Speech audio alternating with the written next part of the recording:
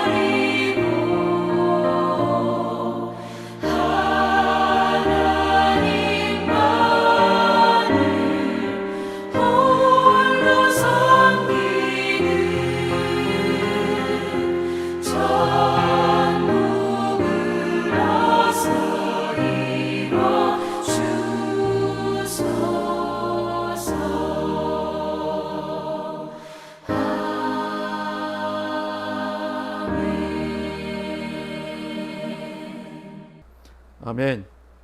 감사합니다.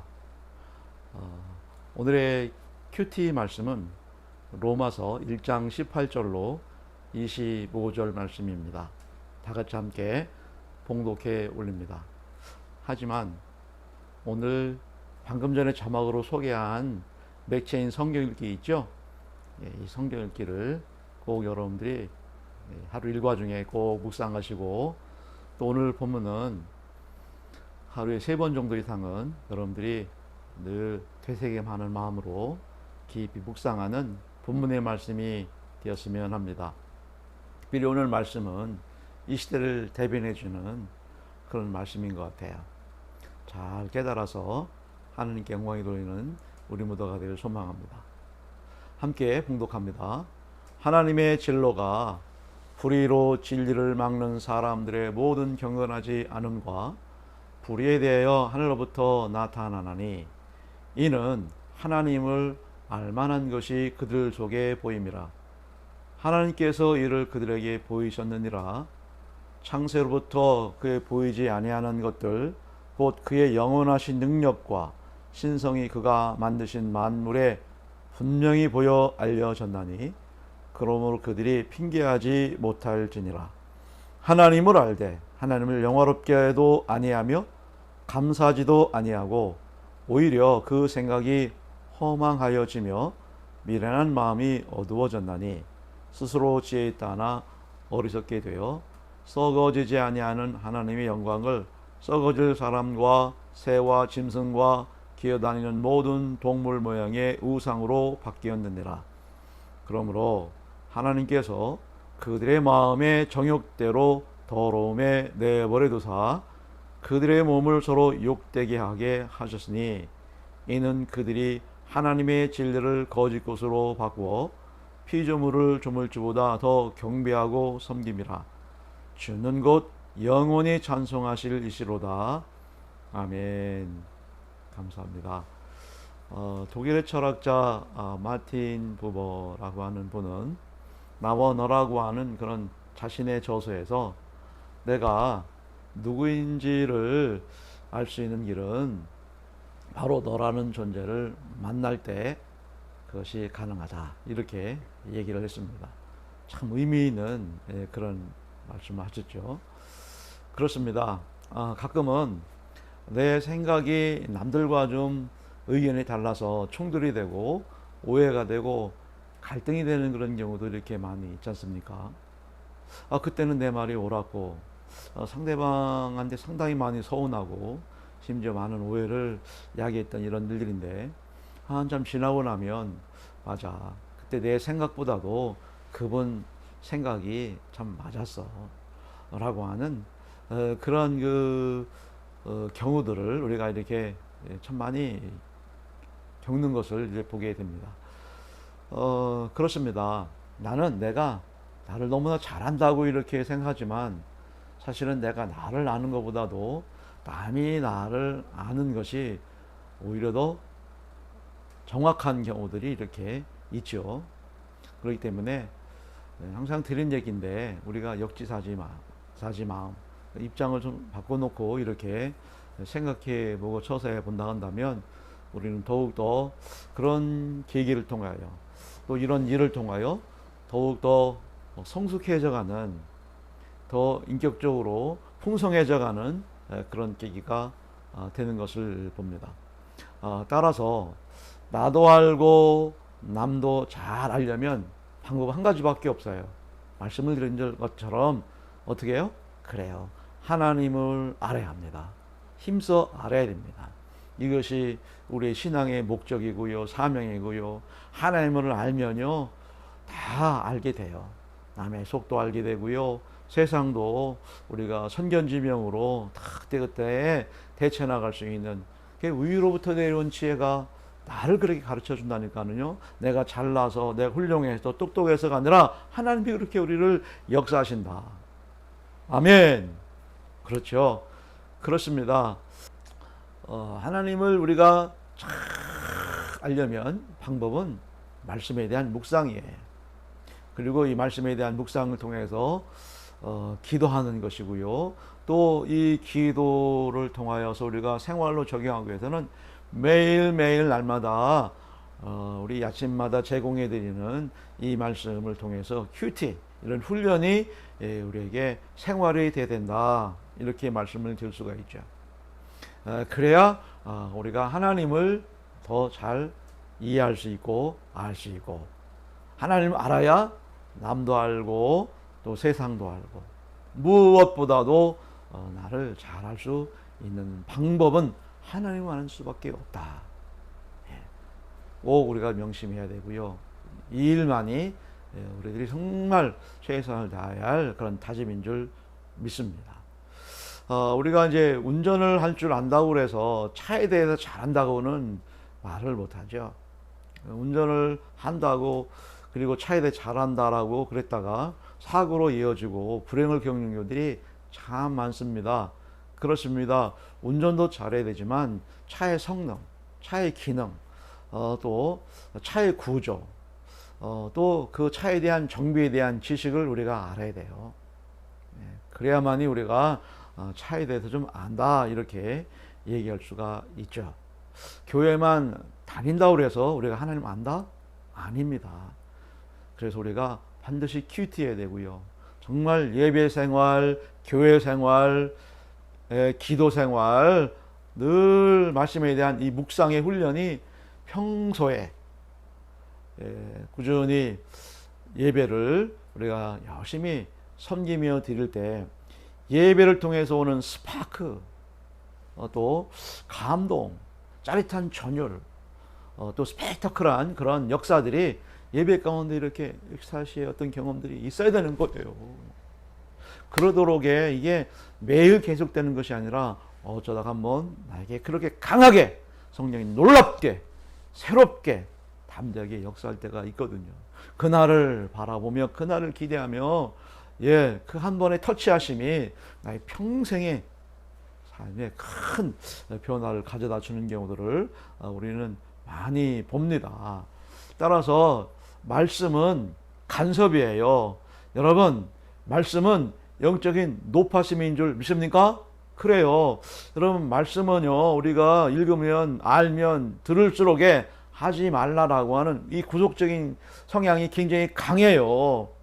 그래서 상당히 많이 부담도스럽고 또 힘도 들어요.